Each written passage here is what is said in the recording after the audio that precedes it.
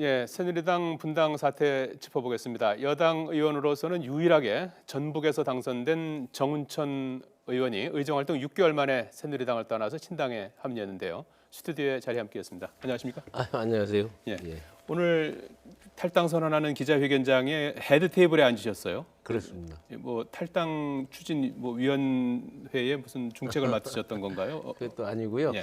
이제 초선 의원인데 예. 기왕에 개혁 보수 신당을 만들면 행동으로 그러한 격차를 해소하고 예, 예. 이렇게 하자 하는 그런 얘기가 좀 움직이면서 예. 저를 거기 앉혔어요. 그러셨군요. 좀 써먹겠습니다. 오늘 탈당하면서 이제 진짜 보수의 길로 새 장을 열겠다 이런 입장을 밝히셨는데 탈당의 변으로 오늘 그 탈당의 명분은 뭐라고 얘기할 수 있겠습니까? 우선 제가 6개월간 국회의원 생활하면서 너무 놀랬던 것은 예. 기존 지금 새누리당의 행태, 예, 어떻게 보면 그렇게 공천 파동을 하고도 책임지는 사람이 한 사람도 없고, 예, 특히 제가 윤리 부위원장을 했지 않습니까? 예, 이번에 이제 대통령 탈당 권고를 하는 그런 과정 속에서 갑자기 친박 지도부가 그걸 무력화시키는 그런 막가파식 행동으로 봤을 때 도저히 이 보수 이 세력 가지고는 국민들의 뜻을 받들 수가 없겠다. 예, 뭔가 새로운 이제 어떤 계기를 만들지 않는다면 지금 이렇게 흔들리고 있는 보수 세력 이걸 제대로 붙잡아두지를 못하겠다. 그래서 결심을 하게 됐습니다. 예. 임명진 비대위원장은 다른 얘기를 좀 하지 않았습니까? 이 원내대표 선거에서 이제 지고 전체적으로 당의 어떤 주도권에서 이제 밀리니까 이제 탈당을 한 게 아니냐 이런 얘기를 하지 않았습니까? 거기에 대해서 어떻게 생각하십니까? 근데 저희가 볼 때는 이번에야말로 인적 청산을 예. 통해 가지고 국민들이 원하는 새누리당을 꼭 만들기를 원했습니다. 예, 근데 그렇게 인적 청산을 외치고 했어도 예. 거의 그게 안 되는 쪽으로 예, 이번에 정우택 원내대표 이하 또 친박이 이렇게 됨으로 해서 예. 도저히 이제는 안 되겠다. 그래서 나온 거지 뭐 다른 이유가 예, 아니죠. 예. 지금 안보는 보수, 경제는 이제 개혁 뭐 가치를 내세운 걸로 알려지고 있는데 아직 뭐 정강 정책이나 이런 건 다 만들어진 상태는 아닌 거죠. 그렇습니다. 예, 우선 국민들의 생명을 안전하게 만드는 안보 문제는 더 강한 예. 보수로 가자. 대신 이제 우리 생업에 필요한 개혁, 경제는 보다 나은 개혁으로 가자. 어떻게 보면은 이제 양극화 현상이 너무 심각하게 확대되는데 이 양극화를 줄일 수 있는 특히 이제 재벌 개혁이랄지 예. 규제 개혁 등등은 좀 더 전향적으로 가자는 그런 게 이제 예. 안보는 튼튼하게 하고 개혁 경제는 예. 좀 더 개혁적으로 가자는 그러한 것으로 정했습니다. 새누리당 내부에서는 이런 얘기가 나오는 것 같아요. 뭐 투쟁을 할 거면 당에 머물면서 계속해서 투쟁을 하든가 아니면 지난번 이제 탄핵 국회에서 의결할 때 그때 이제 당 안에서 이제 탄핵에 이제 찬성하는 입장이었지 그렇습니다. 않습니까? 그러니까 그때 이제 탈당을 하든가 했어야 되는 게 아니냐 그런 지적이 나오는데 거기에 대해서 어떻게 생각하십니까?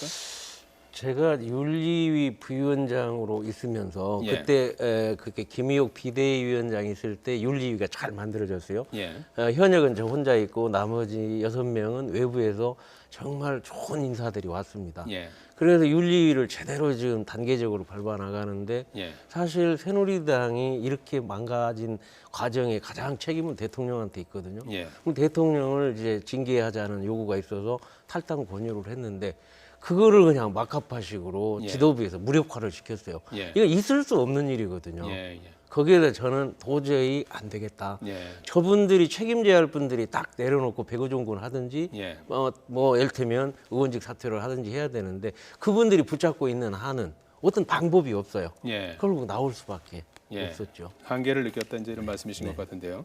앞으로 이제 개혁 보수 신당이 가야 될 길도 뭐 만만치는 않아 보이는데요. 우선 벌써부터 나오는 것이 지금 김무성 의원하고 유승민 의원과 어떤 노선이라든지 이념적인 차이가 있어서 결국에는 뭐 또 여기서도 파열음이 나올 것이다. 이런 지적에 대해서는 어떻게 생각하십니까? 아무래도 우리가 이제 친문 친박 예. 이게 극좌 극우를 배제한 나머지 포용을 하자는 게 이제 김무성 대표 얘기고 예. 유승민 대표는 좀 더 개혁적이죠. 근데 예.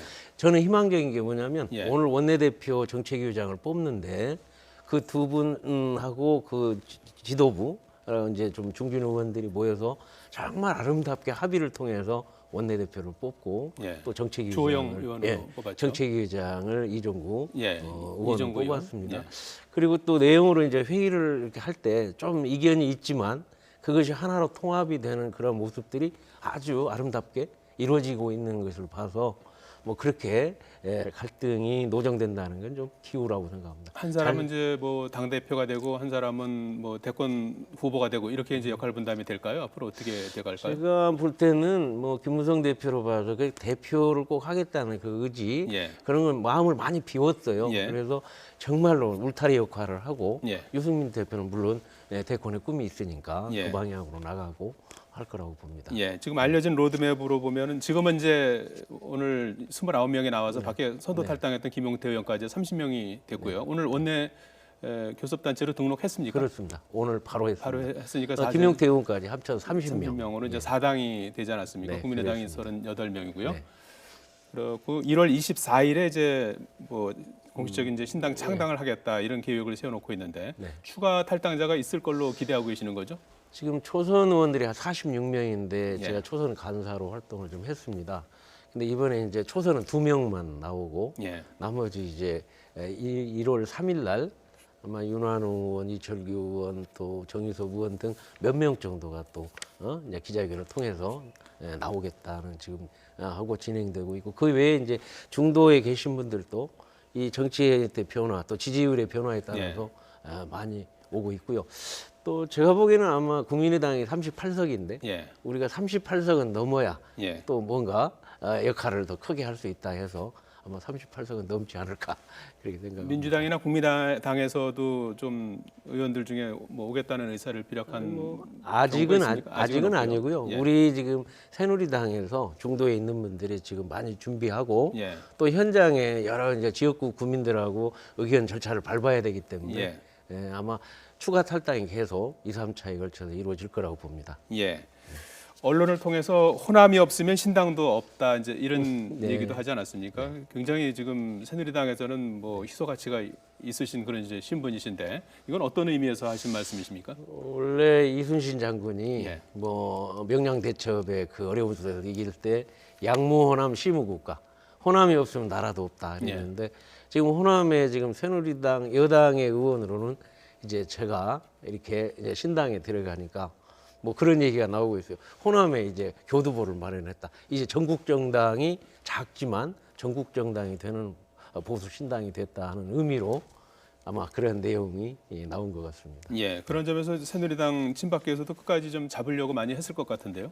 그런 노력은 아마 없었습니까? 저는 처음에 탄핵 때부터 찬성을 제일 먼저 제가 발표를 했고 그러셨군요. 제가 뭐 일테면 옛날 그 촛불 전국에도 제가 몸을 던지는 이제 소신 있는 사람으로 알았기 때문에 누구도 저에 대해서 그렇게 하지는 않았습니다. 예, 뚜렷한 이제 그 뭐 위치를 이제 보여주셨다고 이제 할 수가 있겠는데 26년 만에 원내 4당 체제 아니겠습니까? 그렇습니다. 이제 국회에서 뭐 정책이라든지 이제 법안을 만들 때 협치가 제대로 될까? 3당에서도 상당히 어려웠었는데 앞으로 어떻게 될 것 같습니까? 아마 필요에 따라서 3당 협의체를 야당하고도 협의체를 좀 만들어서 진일보할 수 있다고 보고요. 또 여당하고도 이제 교류해서 뭐 뜻이 같은 내용이라면 또 여당하고도 통합하면서 아마 캐스팅 보트를 쥘 수 있는 그러한 우리 개혁보수 신당이 되지 않을까 그렇게 봅니다. 예.